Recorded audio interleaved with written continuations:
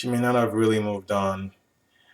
If she, yeah, she may have moved on to another relationship, to another guy, but mentally, it's unlikely that she's moved on. If she was in a long-term relationship, say with you, and or with someone else, and then she moves on very quickly after that, usually that's a rebound move. If we're talking about she moved on within a few days or a week or so, relatively short period of time, it's more of a rebound move.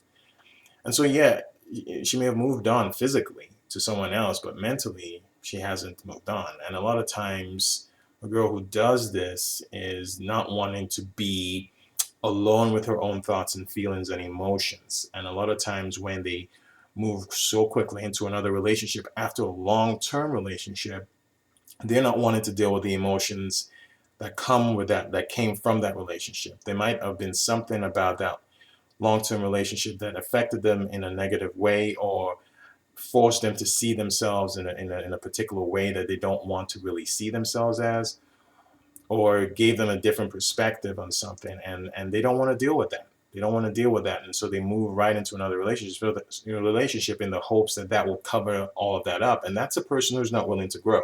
Someone who does something like that is a person who's not willing to grow, and as a result, she'll keep moving on from relationship to relationship because she never learns. She needs that time between relationships to gather herself, gather her thoughts, learn from it, and move forward a changed, or at least a person with a different perspective, or a new perspective, or a new understanding of relationships. So if you're in a scenario like this with a girl like this, you might want to stay away. Guys and girls, leave your comments down below, subscribe to the channel, and if you want to ask a private question, click on the link below for a consultation.